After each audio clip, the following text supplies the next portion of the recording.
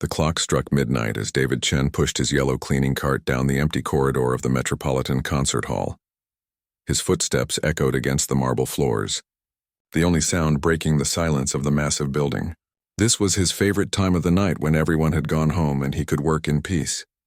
David had been working here for 3 years now. 3 long years of mopping floors, emptying trash bins, and polishing the brass railings that lined the grand staircases. The work was honest, but it wasn't what he had dreamed of doing with his life. Still, at 42 years old, he had learned that life rarely goes according to plan. He wheeled his cart toward the main concert hall, the heart of the building. The double doors were heavy and he had to push hard to open them. As they swung open, the vastness of the space always took his breath away, even after all this time. Row upon row of red velvet seats faced the magnificent stage. Above, crystal chandeliers hung like frozen waterfalls, catching the dim emergency lights and throwing soft shadows across the room. David began his routine, starting from the back rows and working his way forward. He picked up forgotten programs, ticket stubs, and the occasional dropped earring or scarf that would go into the lost and found. As he worked, his eyes kept drifting to the stage, specifically to the grand piano that sat there like a black jewel under a single spotlight. That piano called to him every night. It was a Steinway, one of the finest instruments money could buy. David knew because he had once played on a similar one many years ago in what felt like another lifetime. His fingers would sometimes twitch as he cleaned, remembering the feel of ivory keys beneath them, the way his hands would fly across the keyboard, pulling music from his very soul. He had been talented once. Really talented. At 17, he had won a full scholarship to the Westfield Conservatory of Music, one of the most prestigious music schools in the country. His teachers had called him a prodigy, said he had the touch of an angel. His parents had been so proud, even though they didn't fully understand the classical music world. They just knew their son was special. David still remembered his first day at the conservatory. The building had smelled of old wood and rosin, and everywhere you walked you could hear music drifting from practice rooms. Piano, violin, cello, flute, all blending together in a strange but beautiful symphony. He had felt like he belonged there, like he had finally found his place in the world. He studied under Professor Richardson, a stern but brilliant teacher who pushed him harder than anyone ever had. The hours were grueling. David would practice 8, sometimes 10 hours a day, his fingers becoming calloused, his back aching from hunching over the keys, but he loved every minute of it. He was working toward something, building toward a future as a concert pianist. Then, in his 3rd year, everything fell apart. His father suffered a massive heart attack while working his construction job. The medical bills piled up quickly, drowning the family in debt. His mother tried to keep working her 2 jobs, but it wasn't enough. Someone had to help, and David was the oldest child. The decision had been agonizing. He remembered sitting in the hospital waiting room, scholarship papers in one hand and his family's mounting bills in the other. Professor Richardson had begged him to stay, even offered to help find additional financial aid. But David's younger sister and brother were still in school. His mother was exhausted and grieving. They needed him, so he left. He left the conservatory, left his dreams, and came home. He took whatever jobs he could find: delivery driver, warehouse worker, restaurant server. When his father recovered enough to return to light work, David kept working too. The medical debt was massive and the bills never seemed to stop coming. Music became something he couldn't bear to touch. His piano at home gathered dust. The pain of giving up his dream was too raw, too fresh. Listening to classical music felt like pressing on a bruise that never quite healed. So he avoided it, pushed it down, tried to forget that version of himself that had once dreamed so big. Years passed. His siblings graduated, found jobs, got married. His parents' debt was finally paid off. But by then, David was in his late 30s, working as a janitor, his fingers stiff from disuse, his dreams long buried. He told himself he was fine with it. Life had taken him in a different direction, and that was okay. Not everyone gets to follow their passion. But then he got the job at the Metropolitan Concert Hall, and everything he had tried to forget came rushing back. That first night, when he heard the orchestra rehearsing Beethoven's Fifth Symphony, he had to step outside and catch his breath. The music hit him like a physical force, awakening something he thought was dead. Now, every night he worked in this temple of music, surrounded by the very thing he had lost. It was torture and comfort at the same time. He couldn't play, couldn't even bring himself to touch the instruments, but he could be near them. He could hear the rehearsals before his shift started, could feel the vibrations of the music through the walls. The other janitors didn't understand why he volunteered to clean the concert hall itself.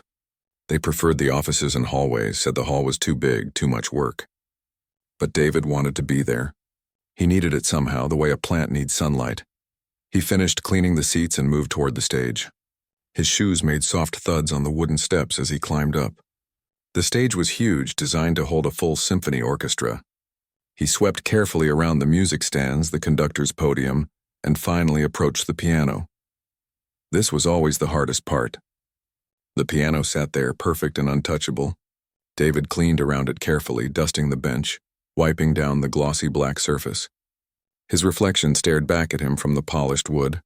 A middle-aged man in a blue janitor's uniform, a far cry from the young prodigy in a tuxedo he once imagined himself becoming. Sometimes, late at night when he was sure he was alone, David would sit on the bench. He wouldn't play, wouldn't even open the key cover, but he would sit there and close his eyes, remembering. Remembering the weight of his hands on the keys, the resistance and release of each note, the way a good performance felt like flying. Tonight, he allowed himself that moment. He sat, closed his eyes, and in his mind he played. His fingers moved slightly in his lap, following the phantom melody only he could hear. It was Rachmaninoff, his favorite composer, a piece he had performed at his last recital before leaving school. "It's beautiful, isn't it?"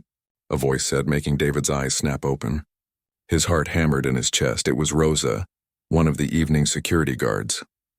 She smiled at him kindly. "I didn't mean to startle you. I just saw you sitting there and wanted to make sure you were okay." David stood quickly, embarrassed to be caught. "Yeah, I'm fine. Just taking a short break." Rosa was in her 50s, a grandmother who worked nights to help with her grandchildren's expenses. She and David had shared many late-night conversations over the years. She was one of the few people here who treated him like a real person, not just the cleaning guy. "You look at that piano the way my husband looks at classic cars," she said, walking closer. "Like it means something special to you." David shrugged, uncomfortable with the observation. "I used to play a long time ago." "Really? That's wonderful. Do you still play?" "No," David said, the word coming out harsher than he intended. "I haven't touched a piano in almost 20 years. Rosa's expression softened with understanding. "That's a shame. You should play again. Life's too short to give up the things we love." "Sometimes life doesn't give us a choice," David said quietly. Rosa patted his shoulder gently. "Maybe not, but sometimes it gives us second chances when we least expect them. You never know what tomorrow might bring." She headed toward the exit, leaving David alone with his thoughts and the silent piano. He looked at it for a long moment, then shook his head and returned to his cleaning cart. Rosa meant well, but she didn't understand. Some doors, once closed, were meant to stay that way. He finished his shift as the first light of dawn began to brighten the windows. As he locked up his cleaning supplies and prepared to head home, he could hear the early morning orchestra members starting to arrive for their day's rehearsal. Their laughter and chatter filled the building with life. David pulled his jacket tight against the morning chill and walked toward the staff exit. Just another night completed, another shift closer to his paycheck. That's all this job was supposed to be, just a way to pay the bills. He couldn't let himself think of it as anything more. But as he pushed through the door into the cool morning air, his fingers were still moving slightly, playing that phantom Rachmaninoff in his mind. Note by beautiful, heartbreaking note. 2 weeks had passed since David's conversation with Rosa, and life continued in its usual rhythm. Work, sleep, work again. The days blended together until one Tuesday evening when everything changed. David arrived for his shift at his usual time, 7 in the evening. The concert hall was buzzing with unusual energy. He checked the schedule board near the staff entrance and saw the reason. The Metropolitan Orchestra had just hired a new conductor, someone famous from Europe. "Victor Rousseau," the poster announced, with a black and white photo of a stern-looking man with silver hair and cold eyes. "Great," muttered Thomas, another janitor who was clocking in, another one of these fancy types who thinks they're royalty. The last conductor was nice enough, but I heard this new guy is a real piece of work. David had learned not to pay much attention to gossip, so he just nodded and headed to get his cart. His job was to stay invisible, do his work, and go home. Whatever drama happened with the artistic staff wasn't his concern, but that night, fate had other plans. David had finished cleaning the lobby and the lower hallways. He moved toward the concert hall, expecting it to be empty as usual. The evening's performance had ended hours ago, and normally by this time, all the musicians had packed up and left. But as he approached the doors, he could hear someone inside playing the piano. He hesitated. If someone was still practicing, he should come back later. But the sound drew him in. Whoever was playing was incredibly skilled, and the music was hauntingly beautiful. David found himself pushing the door open quietly, just to listen for a moment. The stage lights were on and someone sat at the piano, but it wasn't a musician. It was one of the orchestra staff, a young assistant named Peter who David had seen around. Peter's playing was good, quite good actually, though his technique could use some refinement on the more complex passages. David stood in the shadows near the back, not wanting to disturb. He had planned to just listen for a minute and then leave, but the music held him there. It was Chopin, a nocturne that he himself had once performed. His fingers began to move unconsciously, following along with the melody, feeling the muscle memory wake up after so many years of sleep. The piece was nearing its end when David heard footsteps behind him. He turned to see a tall man in an expensive suit striding down the aisle. Even in the dim light, David recognized him from the poster, Victor Rousseau, the new conductor. Victor's face was twisted in anger. "What is this noise?" he shouted, his accent thick and his voice cutting through the music like a knife. Peter stopped playing abruptly, his hands frozen above the keys. I said, "What is this racket?" Victor climbed onto the stage, his movements sharp and aggressive. "Who gave you permission to touch this instrument?" "I'm sorry, maestro," Peter stammered, standing up quickly. "I just wanted to practice a bit. The rehearsal pianist said it was okay to use the piano after hours if—" "I don't care what anyone said," Victor's voice echoed through the empty hall. "This piano is for artists, for real musicians, not for amateurs who butcher Chopin like you were doing. Your playing is offensive to the composer's memory." David felt his jaw tighten. Peter's playing hadn't been perfect, but it certainly wasn't butchery. The kid had talent and passion. Victor was just being cruel. Peter's face had gone red. "I'm sorry. I'll leave right away." "Yes, you will. And don't let me catch you near this piano again." Victor stood with his arms crossed as Peter hurried off the stage and practically ran up the aisle, passing David without even noticing him in the shadows. David should have stayed quiet, should have remained invisible like always. But something in him snapped. Maybe it was seeing the joy of music being crushed so casually. Maybe it was years of frustration finally finding an outlet. Whatever it was, David found himself walking down the aisle toward the stage. "That was uncalled for," he said, his voice steady despite his racing heart. Victor turned, noticing David for the first time. His eyes scanned David's blue janitor uniform with obvious disdain. "Excuse me? Who are you?" "I'm the janitor, and I'm saying what you just did was wrong. That young man was just trying to learn and improve. There was no need to humiliate him like that." Victor's laugh was sharp and mocking. "The janitor has opinions about music? How delightful. Tell me, do you also have opinions about brain surgery and rocket science?" "I have opinions about treating people with basic decency," David replied. "How noble," Victor said, his voice dripping with sarcasm. He walked to the edge of the stage, looking down at David like a king addressing a peasant. "Let me educate you about something, cleaner man. Music is not for everyone. It is an art form that requires years of training, natural talent, and refined sensibility. That boy was wasting this magnificent instrument's time. And you standing there in your little uniform with your mop and bucket, you wouldn't understand the first thing about it." David felt his hands curl into fists. "You'd be surprised what I understand." "Oh, really?" Victor's smile was cruel. "Did you learn about Chopin from YouTube videos? Or perhaps you took a few piano lessons as a child before you realized you had no talent and gave up?" "I studied at Westfield Conservatory," David said quietly. "I was training to be a concert pianist." Victor's eyebrows rose mockingly. "Were you now? And yet here you stand pushing a cleaning cart at midnight. Tell me, Was it lack of talent or lack of dedication that ended your illustrious career? The words hit David like physical blows. Every fear, every doubt, every moment of regret from the past 20 years seemed to crystallize in that moment. Victor had unknowingly struck at the deepest wound. "My father got sick," David said, his voice tight. "My family needed me. I left school to help them." A sob story. How touching. Victor waved his hand dismissively. "Let me tell you something I learned long ago. Truly talented people, people who are meant for greatness, they find a way. They sacrifice, they struggle, but they don't give up. They don't end up as janitors. So perhaps it worked out for the best, yes? You clearly weren't meant for this world." David felt something inside him crack, but he kept his voice level. Being talented and being a good person aren't the same thing. You might be a great conductor, but you're a terrible human being. Victor's face darkened. "How dare you speak to me that way? Do you know who I am?" "I've conducted at La Scala, at the Royal Opera House, at Carnegie Hall. I've won awards, I've recorded albums. I am Victor Rousseau." "And I'm the person who cleans up after you," David said. "That doesn't make you better than me. It just means we have different jobs." "Different jobs." Victor laughed again. "No, my friend. We are not the same. We will never be the same. I create beauty. I bring joy to thousands. I am an artist. You clean toilets. You're just a cleaner. That is all you are, all you will ever be. A servant who should know his place." The words hung in the air between them. David felt them settle into his bones, joining all the other painful truths he had told himself over the years. Maybe Victor was right. Maybe he was just a cleaner now. Maybe that piano prodigy from 20 years ago was dead and gone, replaced by this tired middle-aged man who mopped floors for a living. "Are we done here?"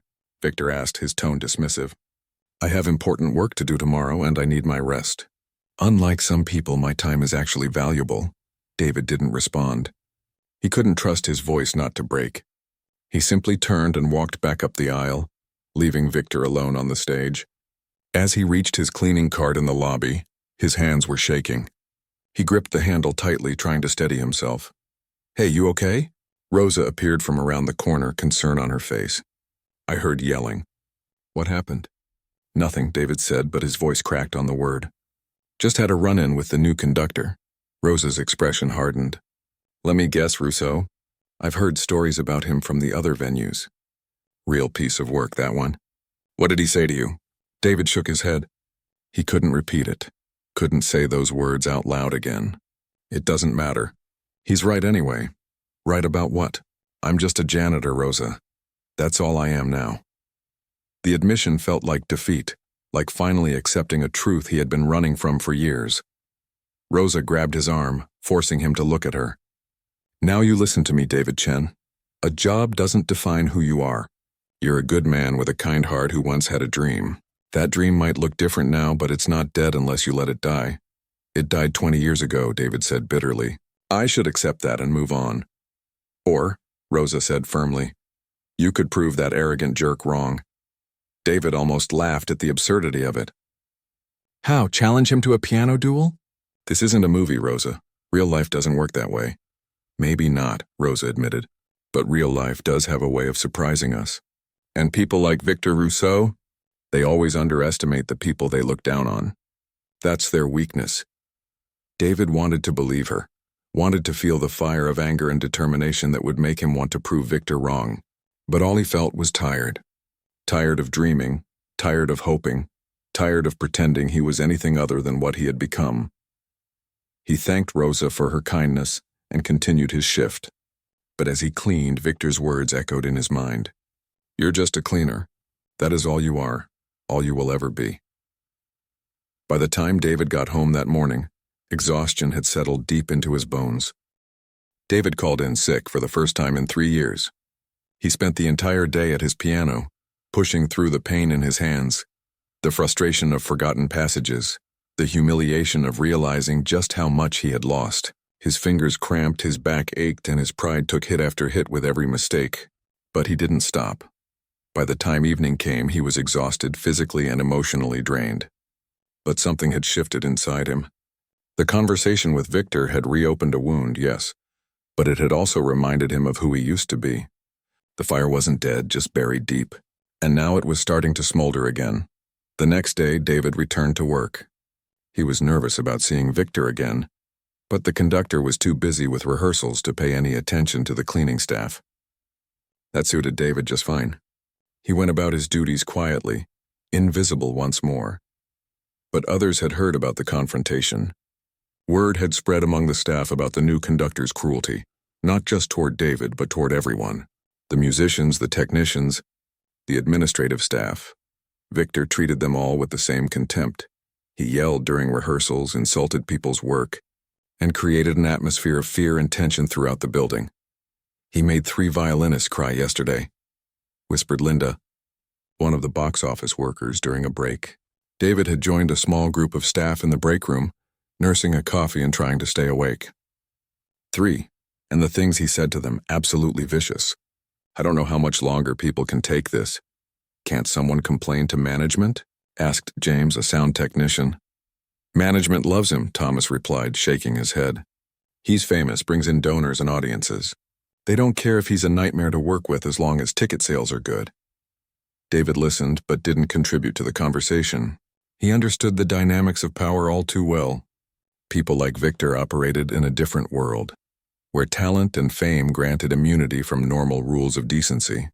It wasn't fair, but it was reality. You okay, David? Linda asked, noticing his silence. I heard he was particularly nasty to you the other night. I'm fine, David said automatically, though he wasn't sure that was true. Water under the bridge, but it wasn't under the bridge. Victor's words had taken up residence in his head, playing on repeat during quiet moments. You're just a cleaner. That is all you are. All you will ever be. The words stung because part of him feared they were true. That night, as David cleaned the concert hall after a performance, he paused near the stage. The Steinway sat there gleaming under the lights, beautiful and untouchable. He thought about his piano at home, now uncovered and being played daily. He thought about his stiff fingers slowly regaining their flexibility, about the hours of practice that lay ahead if he wanted to reclaim even a fraction of his former ability. What was the point? Even if he practiced for years, what would he do with that skill? He wasn't going to become a concert pianist at 42. That ship had sailed long ago. Victor was cruel, but he wasn't entirely wrong. David had made his choice, and this was the consequence. Some dreams once abandoned can't be reclaimed. Still thinking about that piano? Rosa's voice broke through his thoughts. She had developed a habit of checking on him during her rounds, especially since the incident with Victor. Just doing my job, David said, forcing a smile. David, can I tell you something?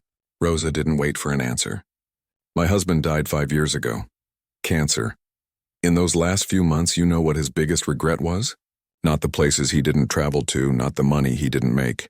His regret was that he stopped doing the things he loved because life got busy and hard. He had always wanted to restore a classic car, but he kept putting it off. Next year, he'd say. When we have more money, when I have more time. Next year never came. David felt a lump form in his throat. I'm sorry, Rosa. My point is, she continued, I see you looking at that piano with such sadness in your eyes. And I think about my husband and all his next years that never happened. Don't be like him, David. Don't let life pass by while you're waiting for the perfect moment to live it. It's not that simple, David protested. I have bills to pay, responsibilities. I can't just quit my job and chase a dream that died 20 years ago. I'm not saying quit your job, Rosa said gently. I'm saying don't quit on yourself. There's a middle ground between giving up everything and giving up on everything. After Rosa left, David stood alone in the empty concert hall, her words echoing in his mind. Could there be a middle ground? Could he be both the janitor who paid his bills and the musician who once dreamed of stages and applause? The idea seemed ridiculous, and yet when he got home that morning, he went straight to his piano and played for 2 hours before allowing himself to sleep. His practice was becoming a routine now, a habit he couldn't break even when he was exhausted. The next week brought no improvement in Victor's behavior. If anything, he seemed to get worse. During a rehearsal that ran late into David's shift, he could hear the conductor's voice echoing through the building, sharp and cutting. David tried to ignore it, focusing on his work. But the constant tension in the building was wearing on everyone. One evening, David encountered Peter, the young assistant who Victor had humiliated at the piano. The kid looked defeated, his shoulders slumped as he carried a stack of sheet music toward the storage room. Hey, David said, stopping him. You doing okay? Peter looked up, surprised that anyone was asking. Yeah, I guess. Just trying to stay out of Maestro Russo's way. For what it's worth, David said. Your playing that night was good. Really good. Don't let him take that away from you. Peter's eyes welled up slightly. Thank you for saying that, and thank you for standing up for me. I know you got in trouble because of it. I didn't get in trouble, David assured him, though that wasn't entirely true. The building manager had pulled him aside later that week, warning him to stay in his lane and not to engage with the artistic staff. And your playing was worth defending. I've been afraid to touch the piano since then, Peter admitted. Every time I think about practicing, I hear his voice telling me I'm butchering the music. David understood that fear all too well. How many times had Victor's voice echoed his own inner doubts? Don't give him that power. If you love music, keep playing. The world has enough silence already. As Peter walked away, looking slightly more hopeful, David realized he had just given advice he needed to take himself. He was letting Victor's cruelty and his own fears keep him from something he loved. Maybe Rosa was right. Maybe there was a way to reclaim some part of his musical life, even if it wasn't the grand concert career he had once imagined. That night, instead of just passing by the stage piano, David did something he hadn't done in 20 years. He looked around to make sure he was alone, then climbed onto the stage and sat at the bench. His heart pounded as he opened the key cover. The Steinway's keys gleamed in the dim stage lights, perfectly maintained, perfectly tuned. David placed his hands on the keys but didn't press down. What was he doing? If someone caught him, he could lose his job. Victor's words came back to him. Who was he to touch this instrument? He was just a janitor, not a musician. He had no right. But then he thought of Peter, of Rosa's husband, of all the next years that never came. He thought of 20 years of silence, of dreams buried so deep he had convinced himself they were dead. Maybe they were. Maybe this was foolish. But maybe, just for a moment, he could remember what it felt like to be that young man who believed music was his destiny. David closed his eyes and began to play. He chose something simple, a Chopin prelude he had loved as a student. His fingers were tentative at first, testing the waters, afraid to fully commit. But the Steinway responded to even his lightest touch, its voice rich and full. It was like drinking water after crossing a desert. He hadn't realized how thirsty he had been until that moment. The music flowed from his fingers, imperfect but honest. He made mistakes, lost his place once or twice, but he kept going. For those few minutes, he wasn't a janitor or a failed pianist. He was just someone playing music, expressing something too deep for words through sound and rhythm. He didn't hear the door open, didn't hear the footsteps in the aisle. He only realized someone else was there when he reached the end of the piece and heard soft clapping. His eyes flew open in panic. It wasn't Victor, thank goodness. It was Michael Rodriguez, the orchestra's principal cellist, a man in his 60s with kind eyes and graying hair. David had cleaned around him many times during late rehearsals, but they had never really spoken. Don't stop on my account, Michael said, walking closer to the stage. That was beautiful. A bit rusty maybe, but there's real feeling there. David stood up quickly, embarrassed. I'm sorry. I shouldn't have touched the piano. I was just... Relax, Michael said with a smile. I'm not going to report you. In fact, I'm glad to hear someone play with actual emotion for once. We've been so beaten down by our new conductor that everyone's afraid to express anything but technical perfection. You're with the orchestra, David said, stating the obvious because he couldn't think of anything else to say. Guilty as charged, Michael replied. And you're the janitor who's been here for, 3 years now? Something like that. I've heard things about you, Michael said. 3 weeks after his encounter with Michael, David had settled into a new routine. He worked his night shift at the concert hall, slept for a few hours in the morning, then spent his afternoons practicing piano. His fingers were growing stronger, more confident. The rust was slowly wearing away, revealing the pianist he had once been, or at least a shadow of that person.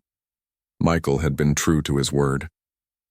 When their paths crossed during rehearsals, he would stop and chat with David, asking about his practice, offering suggestions, sharing stories about the music world. It felt good to talk about music again, to be treated as someone who understood and appreciated it, not just the guy who mopped the floors. One Tuesday afternoon, David arrived early for his shift and found the lobby buzzing with excitement. Staff members clustered around a large poster that had been mounted near the main entrance. Curious, David joined the crowd to see what the fuss was about. The poster announced a special benefit concert scheduled for 3 weeks away. The Metropolitan Orchestra, under the direction of Victor Rousseau, would perform a program of classical favorites. But what caught David's attention was the additional text, "Special Pre-Concert Reception," featuring performances by local musicians and music students. All proceeds to benefit the Young Musicians Fund, providing instruments and lessons to underprivileged children in our community. "Isn't it wonderful?" Linda from the box office said, her eyes bright with enthusiasm. The Young Musicians Fund does such important work. Last year they helped over 200 kids get access to music education. David felt something stir in his chest. 200 kids, 200 children who might have the chance he almost lost, the opportunity to discover their musical voice regardless of their family's financial situation. Kids who wouldn't have to choose between their dreams and helping their families, at least not because they lacked access to an instrument or teacher. They're still looking for volunteers to perform at the pre-concert reception, Linda continued. It's open to anyone, students, amateur musicians, anyone who wants to contribute. The performances will be in the lobby before the main concert. Nothing fancy, just people sharing their love of music for a good cause. David's mind raced. Could he do something like that? His practice had been going well, but performing in front of people was entirely different from playing alone in his apartment or on an empty stage in the middle of the night. The thought terrified him. "You should sign up," a voice said beside him. David turned to find Michael standing there, a knowing smile on his face. "I've heard you practice, remember? You're ready for something like this?" "I don't know," David said hesitantly. "It's been 20 years since I performed in front of anyone." "Then it's about time, don't you think?" Michael's tone was gentle but encouraging. "Look, it's a casual event, very supportive atmosphere. Nobody's expecting perfection. They just want people who care about music to share what they love. And think about what you'd be supporting, kids getting the chances you once had." That last part hit home. David thought about his own childhood, the second-hand upright piano his parents had sacrificed to buy, the free music classes at the community center that had first revealed his talent. Without those opportunities, he never would have gotten the scholarship to Westfield. He never would have known what he was capable of. "What would I even play?" David asked, surprising himself by seriously considering it. "What speaks to you?" Michael replied. "What piece makes your heart sing?" David knew the answer immediately.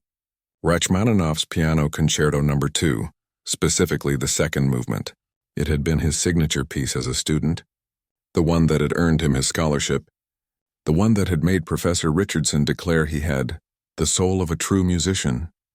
But it was also incredibly difficult, emotionally demanding, and he hadn't played it in its entirety in 20 years. "There's a piece I used to perform," David said slowly, "but I'm not sure I can do it justice anymore." "You won't know until you try," Michael said. "And you have 3 weeks to prepare. That's more time than a lot of us get for concert preparation."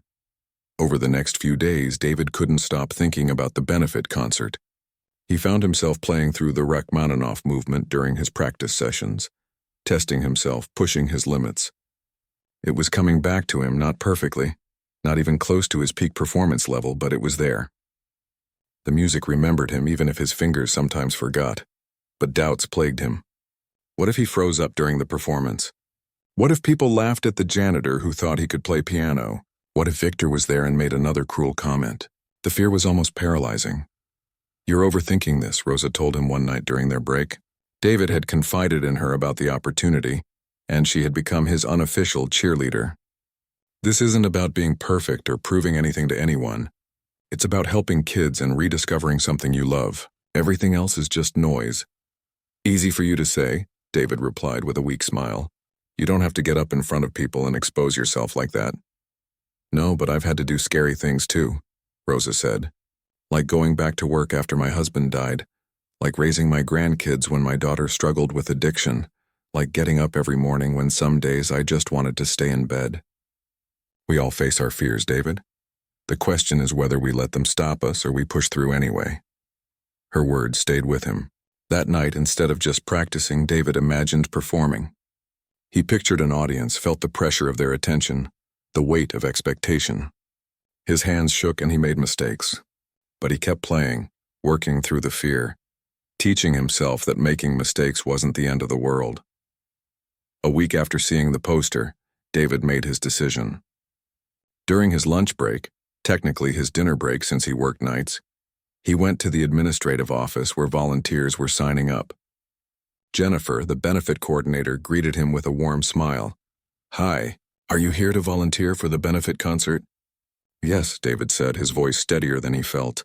"I'd like to perform during the pre-concert reception." "That's wonderful." Jennifer pulled out a form. "We need your name, contact information, and what you'll be performing. Have you thought about what piece you'd like to play?" "Rachmaninoff's Piano Concerto No. 2, second movement," David said. "Just the piano part, obviously, without the orchestra." Jennifer's eyebrows rose. "That's an ambitious choice. Are you a professional musician?" "No," David said, feeling the familiar sting of that admission. "I studied music years ago, but I'm not a professional. I work here, actually. I'm on the janitorial staff." "Oh!" Jennifer's expression shifted, but not to the judgment or dismissal David feared. Instead, her smile grew wider. "That's even better. This benefit is all about showing that music belongs to everyone, not just professionals, the whole community coming together. I think your participation will really embody that spirit." David filled out the form, his hand trembling slightly as he wrote his name. When he finished, Jennifer stapled a flyer about the benefit to his copy of the form. "We'll send you details about the reception timing and setup in the next week or so," she said. "Thank you so much for volunteering. It means the world to have staff members participating too." As David walked back to his cleaning cart, clutching the form, reality began to sink in. He had actually done it.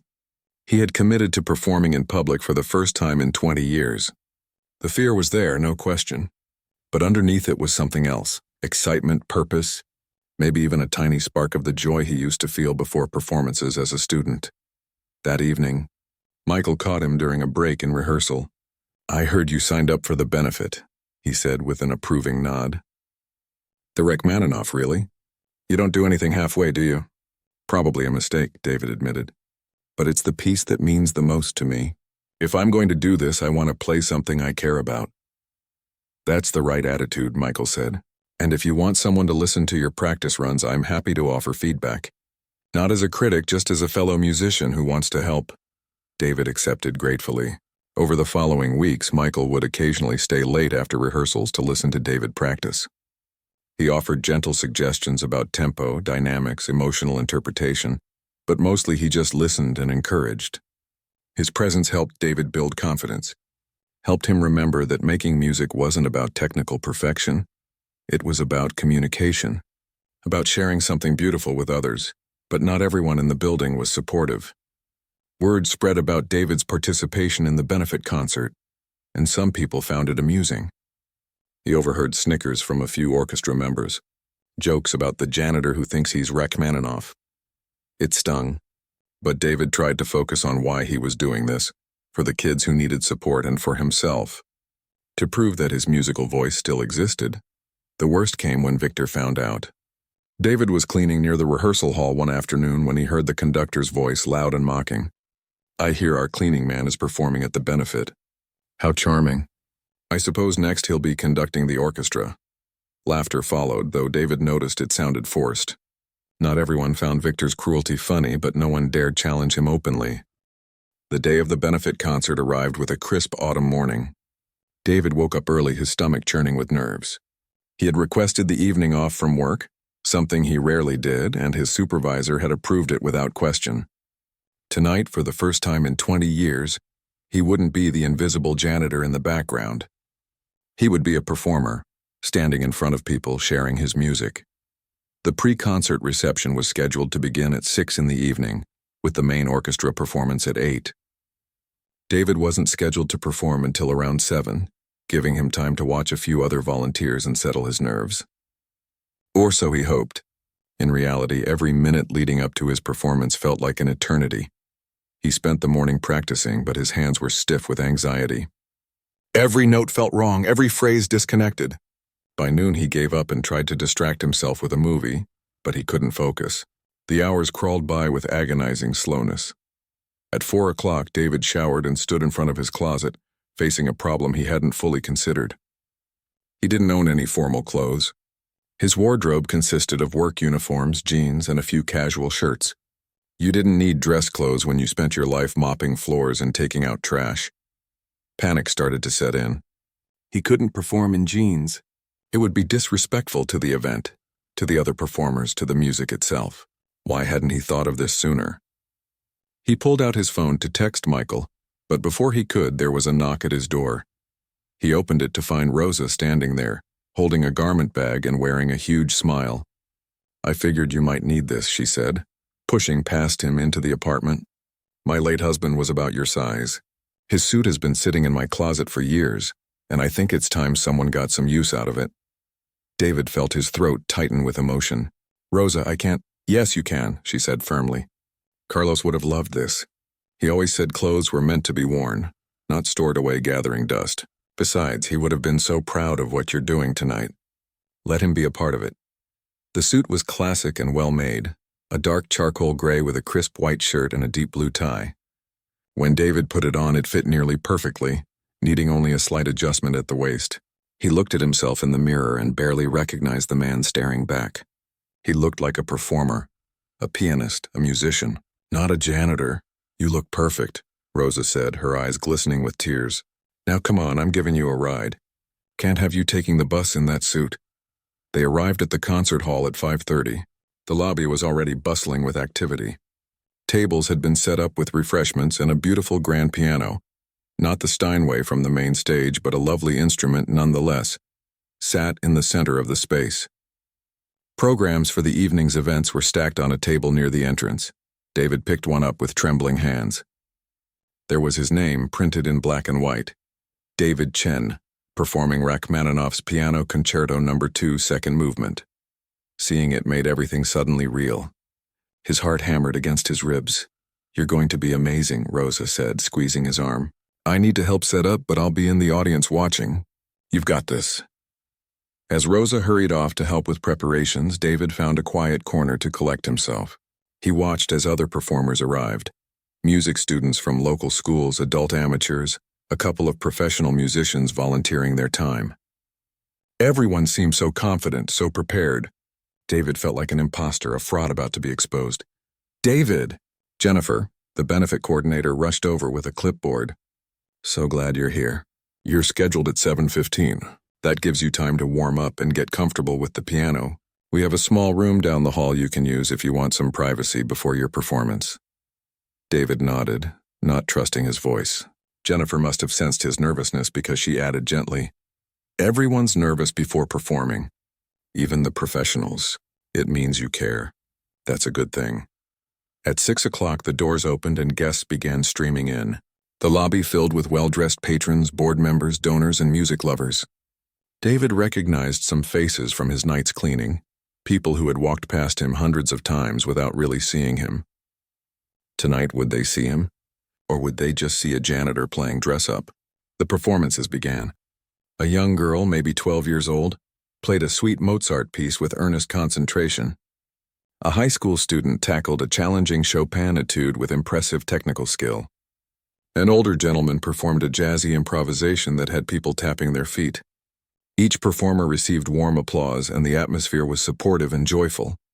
David's anxiety grew with each passing performance. His turn was coming closer. He excused himself to the warm-up room, needing to be alone. The small space contained an old upright piano, and David sat down at it, his hands shaking. He started with scales, trying to calm his nerves. Then he began playing through his piece, but his mind kept wandering to the audience waiting outside, to Victor somewhere in the building, to all the ways this could go wrong. He made mistakes he never made during practice, lost his place, had to restart twice. "Stop," he told himself aloud. "Just stop." He closed his eyes and took several deep breaths. He thought about Michael's words. Trust yourself. Trust the hours you've put in. He thought about the kids who would benefit from tonight's fundraiser, kids who might become the next generation of musicians if they just got a chance. He thought about his younger self, that boy who had loved music more than anything, who had played with pure joy before fear and doubt crept in. A knock at the door interrupted his thoughts. 5 minutes, Mr. Chen, a volunteer called out. 5 minutes. David stood up, straightened his borrowed suit, and walked toward the door. His legs felt like water, but he kept moving. He stepped into the hallway and nearly collided with someone coming around the corner. Victor Rousseau. The conductor stopped short, his eyes widening slightly as he took in David's formal attire. Then his expression twisted into that familiar sneer. Well, well. The janitor cleans up nicely. Playing dress-up tonight, are we? David's heart sank. Of all the people to encounter right before his performance, it had to be Victor. But before he could respond, Michael appeared from the lobby, having apparently been looking for David. Victor, Michael said coolly, I didn't realize you were attending the pre-concert reception. I wasn't planning to, Victor replied, his voice dripping with disdain. But I heard our cleaning man was performing, and I couldn't resist witnessing this spectacle. Should be quite entertaining. David's performance will be excellent, Michael said firmly. He's a trained pianist with real talent. Victor laughed. Trained? Talent, please. If he had any real talent, he wouldn't be pushing a mop for a living. But by all means, let's indulge this little fantasy. I'm sure the audience could use a good laugh before the real concert begins. The words hit David like physical blows, confirming every fear and doubt he'd been wrestling with. Victor's cruelty had a way of finding the exact wounds to reopen, the precise insecurities to exploit. David felt his confidence, already fragile, begin to crumble. Michael stepped forward, his usually kind face hard with anger. You know what your problem is, Victor? You've forgotten that music isn't about status or prestige. It's about passion, about connection, about having something to say. David has more musical soul in his little finger than you've shown in all your rehearsals put together. You're a technically proficient bully, but you're not a true artist. Victor's face flushed red. How dare you? Come on, David, Michael said, turning his back on Victor. It's time. As they walked toward the lobby, Michael put a hand on David's shoulder. Don't let him get to you. He's a small, insecure man who can only feel big by making others feel small. You're better than that. Your music is better than that. But Victor's words had done their damage. As David approached the piano in the lobby, his hands were shaking worse than ever. The audience, maybe 100 people, turned to watch him. He saw Rosa's encouraging face, Jennifer's supportive smile. But he also saw Victor standing at the back of the room, arms crossed, wearing an expression of amused contempt. Jennifer introduced him. Our next performer is David Chen, who will be playing the second movement of Rachmaninoff's Piano Concerto, No. 2. David works here at the Metropolitan Concert Hall and has been kind enough to share his considerable talent with us tonight. The applause was polite, encouraging. David sat at the piano bench and the room fell silent. This was it, the moment he had been practicing for, dreaming about and dreading in equal measure. His hands hovered over the keys, and for a terrifying second he couldn't remember how the piece started. Then, from somewhere deep inside, muscle memory took over. His fingers found the first chord, and the opening notes of the Rachmaninoff filled the lobby. The piece began with a simple, haunting melody, one of the most beautiful in all of classical music. David let himself sink into it, trying to block out everything else, the audience, Victor's sneer, his own fear. But it wasn't working. He could feel his performance was stiff, mechanical. He was playing the notes correctly, but there was no life in them, no emotion. This was exactly what he had feared, a technically adequate but soulless performance. He was proving Victor right. The applause washed over David like a wave, and for a moment, he couldn't quite process what was happening.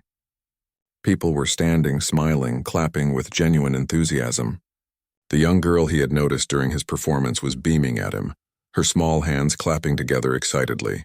Rosa had tears streaming down her face, not bothering to wipe them away. Even some of the professional musicians in attendance were nodding with approval. David stood slowly from the piano bench, his legs unsteady, and gave a small bow. The applause continued, growing louder. He glanced toward the back of the room where Victor had been standing, but the conductor was gone. David felt a mixture of relief and disappointment. Part of him had wanted Victor to witness the audience's reaction, to see that he was wrong. But maybe it didn't matter. David had played for himself and for the children who would benefit. Victor's opinion was irrelevant. As David made his way off the performance area, people approached him. First was Jennifer, her eyes bright with excitement. That was absolutely beautiful. I had no idea when you signed up that you could play like that. The emotion, the story you told through the music, people are already talking about how moving it was. I made mistakes, David said automatically, his years of self-criticism kicking in. Everyone makes mistakes, Jennifer replied. What matters is that you connected with people. Music isn't about perfection, it's about communication. And you communicated something powerful tonight. An elderly woman approached, her expensive jewelry glinting under the lobby lights. Young man, I've been attending concerts at this hall for 40 years, and what you just did was special. Truly special. You reminded me why I fell in love with classical music in the first place. There was such heart in your playing. Thank you, David managed, overwhelmed by the kindness. That means a lot. More people came up to congratulate him, to share how the music had moved them. The young girl's mother approached with her daughter in tow. Excuse me, Mr. Chen? My daughter Hannah is starting piano lessons next month, and she wanted to tell you something. Hannah looked up at David with shy admiration. That was so pretty. When I learn piano, I want to play like you someday. David knelt down to her level, feeling his throat tighten with emotion. You know what? If you practice and love music, you'll play even better than me. Don't let anyone tell you that you can't do something you love, okay? Hannah nodded seriously, and her mother mouthed thank you to David before leading her daughter away. That small interaction meant more to David than all the other praise combined. If his performance had inspired even one child to pursue music, then every hour of practice, every moment of fear, had been worth it. Michael found him in the crowd, his face split by a huge grin. See, I told you that you were ready. That was magnificent, David. You found the music again, really found it, not just the notes but the soul of it. I'm so proud of you. I almost gave up halfway through, David admitted. I was so nervous, making mistakes, and then I saw this little girl watching me and I don't know, something clicked. I stopped trying to prove anything and just played. That's when the real music happens, Michael said wisely. When we stop performing for others and start expressing from ourselves. You did that tonight. You were authentic, and people respond to authenticity. Rosa appeared, pulling David into a tight hug. Carlos would have loved this. He would have been so proud to see his suit worn by someone making music. Thank you, David. Thank you for being brave enough to do this. Thank you for the suit, David said, his voice thick with emotion, and for believing in me when I didn't believe in myself. As the reception continued, more performers took their turns at the piano. Each one was good in their own way, but David noticed people kept coming back to talk to him, asking about his musical background, his training, where he had studied. He told them the truth, about Westfield Conservatory, about leaving to help his family, about the years away from music. People listened with genuine interest, and several mentioned that his story made his performance even more meaningful. Around 7:45, Jennifer announced that the main concert would begin in 15 minutes and encouraged everyone to find their seats in the hall. As the crowd began to move, David considered slipping away. He had done what he came to do. But Michael caught his arm. You should stay for the concert. You've earned the right to enjoy it as an audience member rather than working for once. David hesitated. He didn't have a ticket, and all the seats were likely claimed. But Jennifer overheard and quickly resolved the issue. We always keep a few seats open for special circumstances. Please stay, David. After what you just gave us, it's the least we can do. So David found himself being ushered into the concert hall, not through the back staff entrance where he usually came in with his cleaning cart, but through the main doors with the patrons. He was given a seat in the middle section, surrounded by well-dressed audience members. It felt strange and wonderful to be sitting among them rather than cleaning around them. The lights dimmed and the orchestra members took their places on stage. David recognized many of them from his late-night cleaning shifts, had heard them rehearsing countless times. But now he was seeing them from a different perspective, as a fellow musician rather than an invisible janitor. Then Victor Rousseau strode onto the stage to thunderous applause. He was wearing white tie and tails, looking every inch the maestro. He took his place at the podium, acknowledged the applause with a slight bow, and turned to face the orchestra. His baton lifted and the music began. The program was all crowd pleasers, Beethoven's Fifth Symphony opening, some Mozart, a beautiful Dvorak piece. The orchestra played impeccably under Victor's direction. Whatever else could be said about the man, he was a skilled conductor. The music was technically perfect, precise, and polished. But as David listened, he realized something was missing. The performances were flawless, but they felt cold, calculated. There was no warmth, no joy, no sense of musicians playing together because they loved it. They were performing perfectly because they were afraid of Victor's wrath. Every note was exactly right, but nothing felt alive. David thought about his own performance earlier that evening. Imperfect, mistake-filled, but real. He had connected with the audience because he had let himself be vulnerable, had let his genuine emotions show through the music. Victor's orchestra was giving a masterclass in technical precision, but they weren't touching hearts the way they could have. During the intermission, David overheard conversations around him. People were impressed by the playing, but seemed somewhat unmoved. Very professional, someone said behind him. Though I have to say, I found the janitor's performance earlier more emotionally engaging. I know what you mean, her companion agreed. This is excellent, but it's not, I don't know, heartfelt? Is that the right word? David felt a strange validation hearing this. Music wasn't just about technical perfection. It was about communication, connection, humanity. Victor had all the prestige and credentials in the world, but he had forgotten, or perhaps never understood, the real purpose of music. The second half of the concert continued in the same vein. Beautiful playing, cold execution. When it ended, the audience gave a standing ovation. But David noticed it was shorter, less enthusiastic than the applause he had received earlier. The difference was subtle but unmistakable. As people began filing out, David made his way toward the lobby. He needed to return the suit to Rosa and head home. Tomorrow he would be back to his regular life, back to pushing a cleaning cart through these same halls. But something fundamental had shifted. He wasn't just a janitor anymore, not in his own mind at least. He was a musician who happened to work as a janitor. That was different. "Mr. Chen," a voice called out, and David turned to see a well-dressed woman in her 60s approaching. Something about her bearing suggested authority and education. "I'm so glad I caught you before you left. My name is Dr. Patricia Williams. I'm the director of the Riverside Community Music Academy.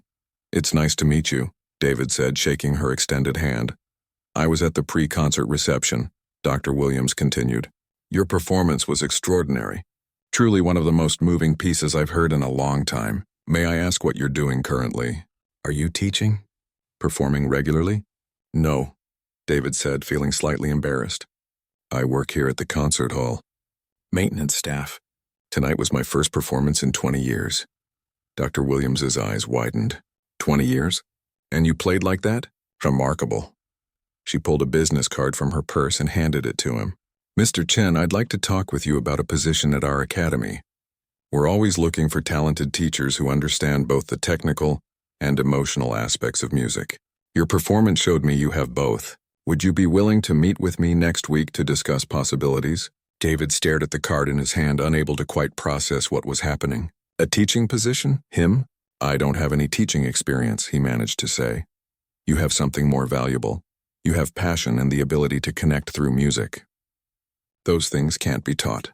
The rest we can figure out together." Dr. Williams smiled warmly. "Think about it at least. Call me when you're ready to talk." The week following the benefit concert passed in a blur. David continued his regular job at the concert hall, but everything felt different now.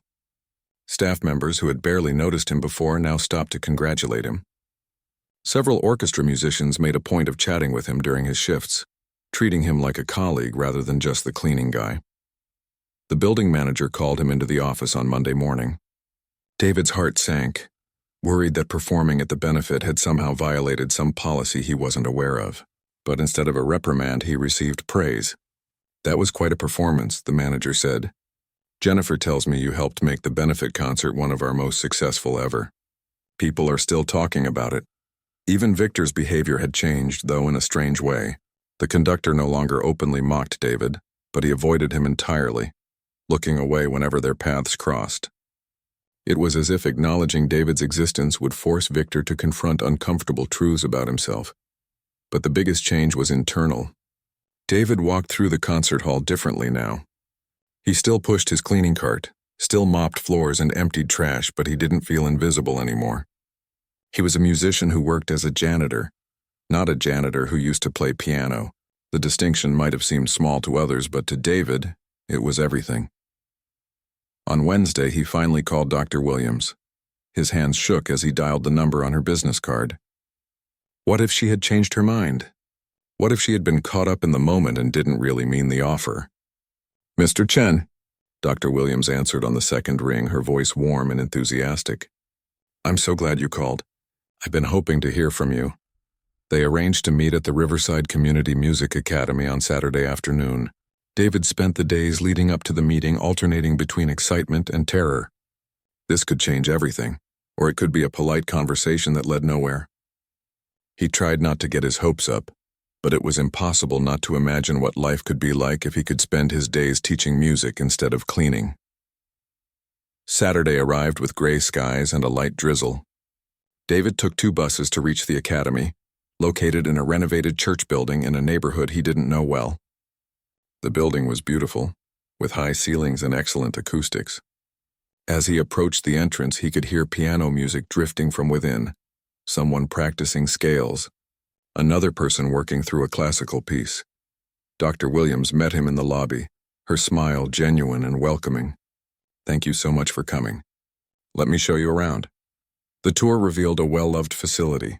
Practice rooms lined the hallways, most containing upright pianos of varying quality.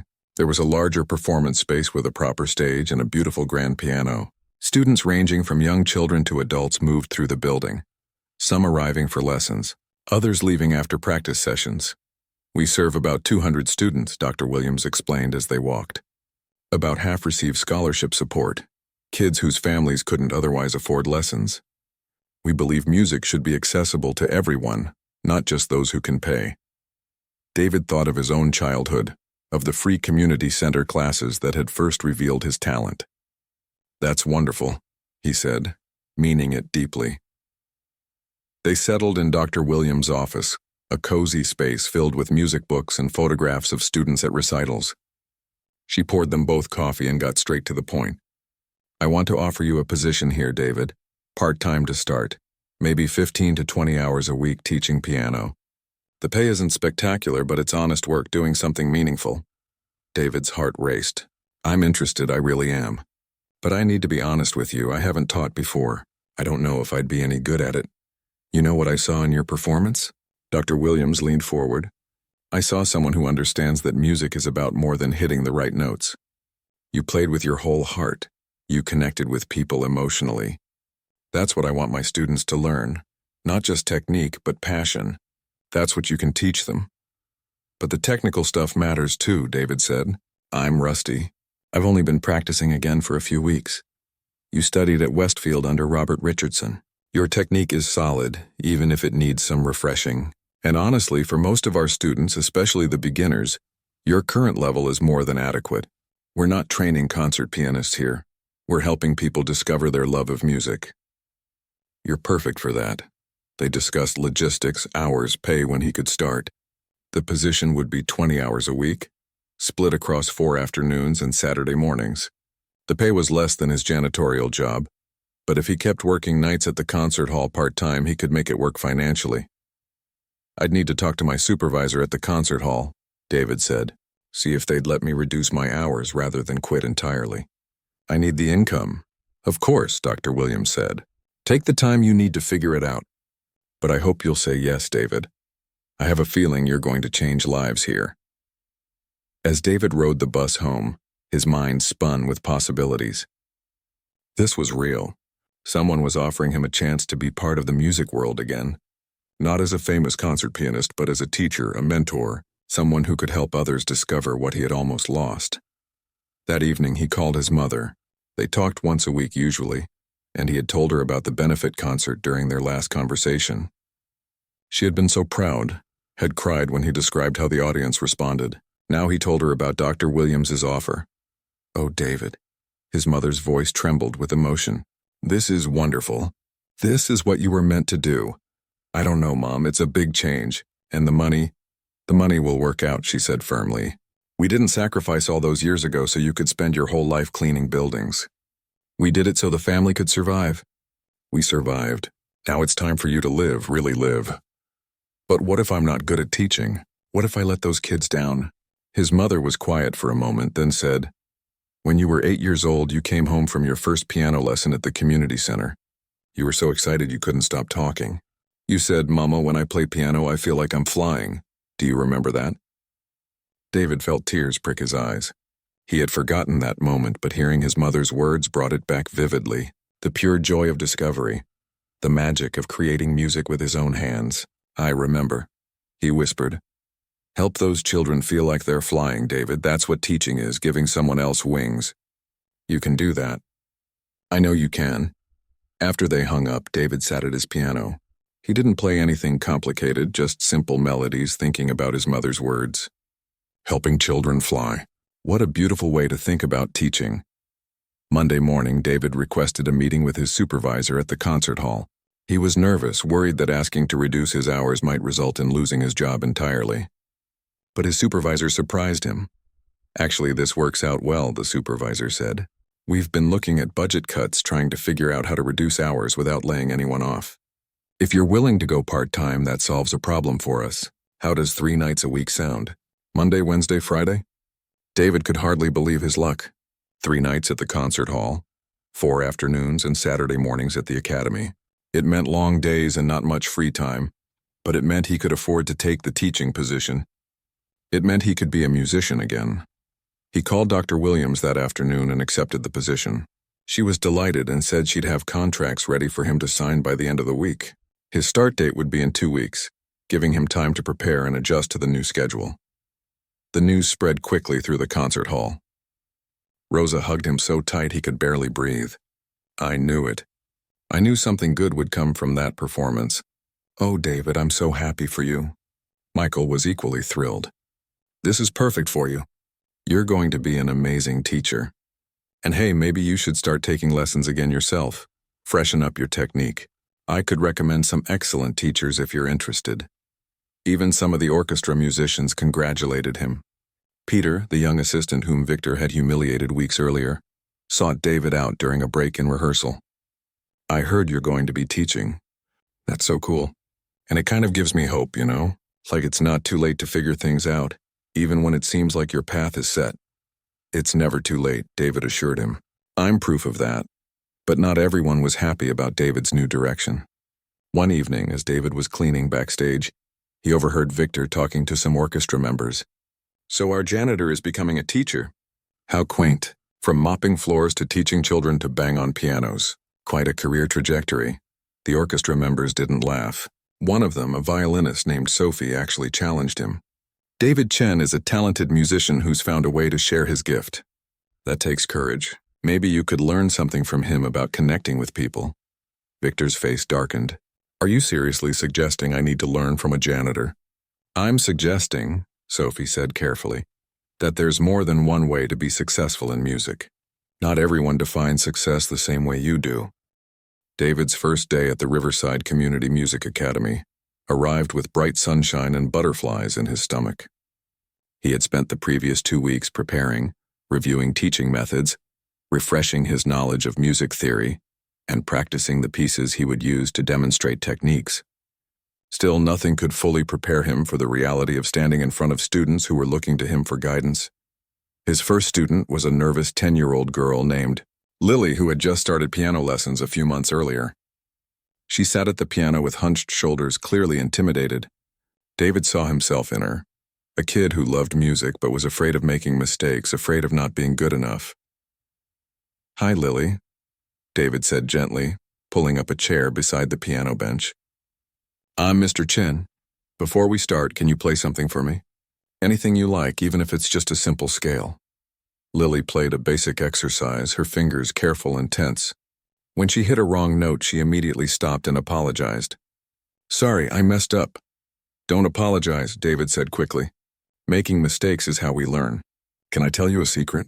I make mistakes all the time, even after playing for over 30 years.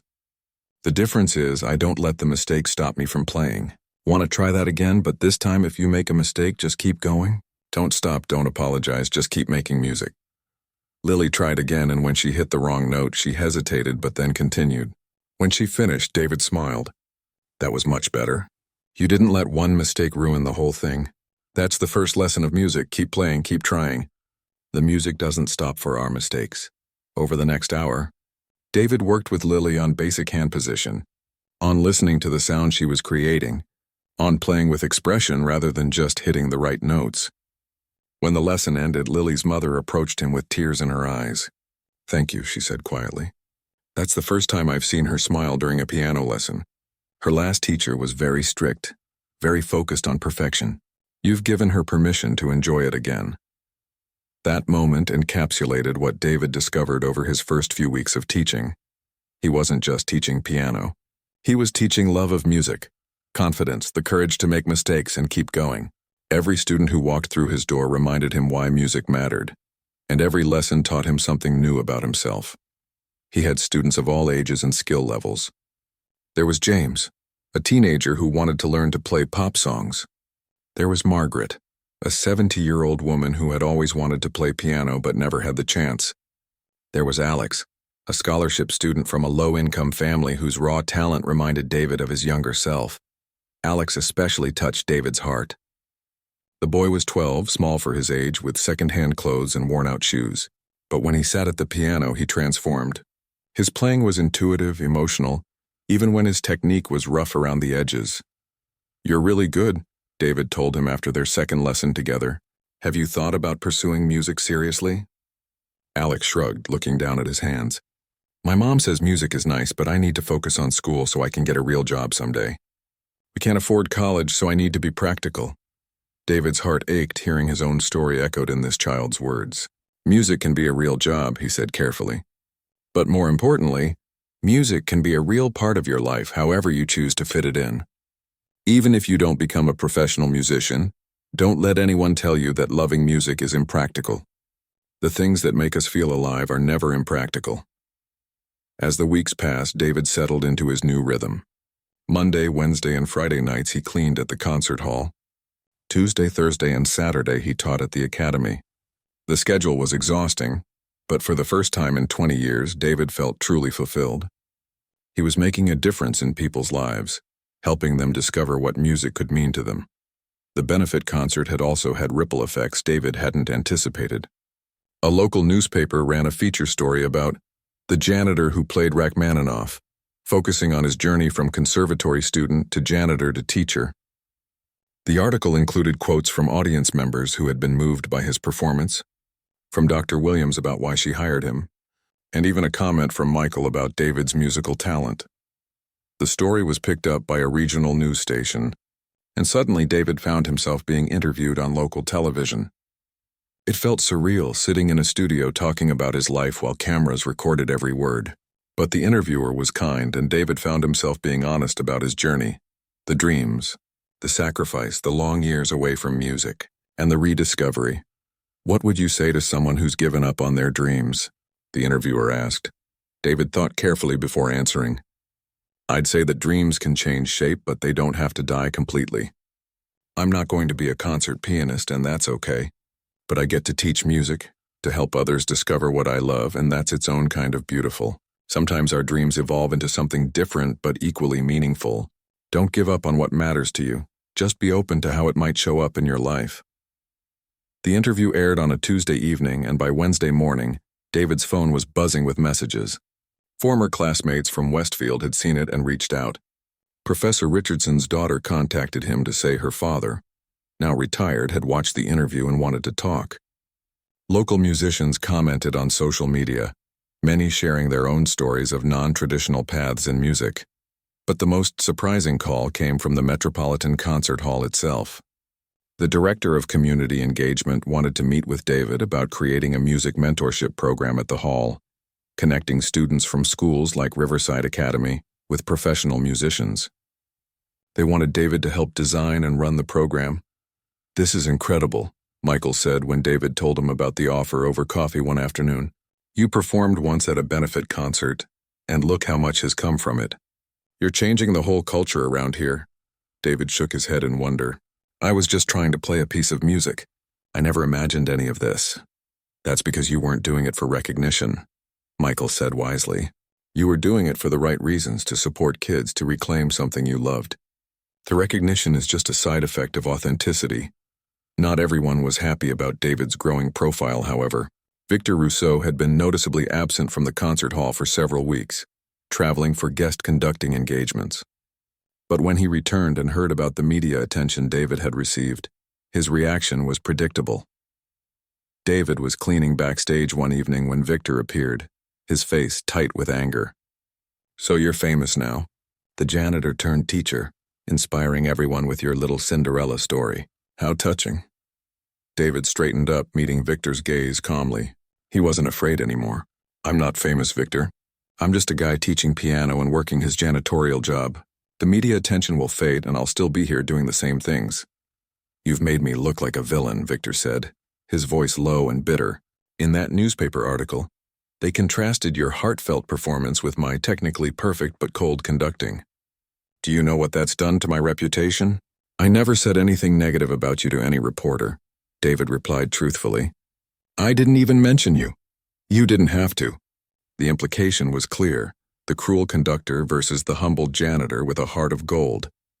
It's a narrative people love, and I'm cast as the bad guy. David felt a flash of anger. "You cast yourself as the bad guy, Victor.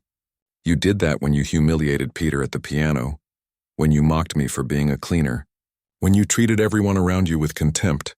I didn't create that narrative, you did." Victor's face flushed red. "How dare you? How dare I what? Tell the truth?" David's voice remained steady. "You're an incredibly talented conductor, Victor.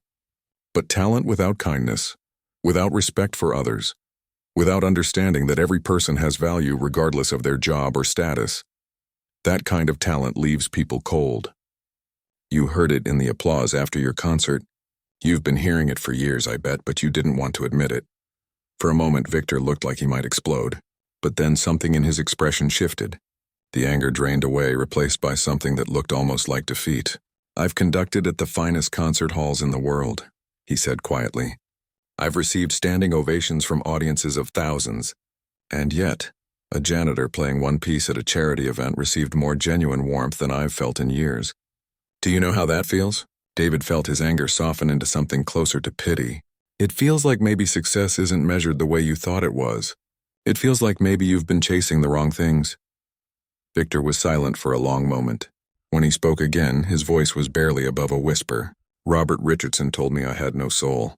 I've spent my entire career trying to prove him wrong through technical perfection, through prestigious positions, through achievements. But he was right, wasn't he? I built a career, but I lost the music along the way." "It's not too late," David said gently. "I found my way back to music after 20 years. You could find your way back to its soul."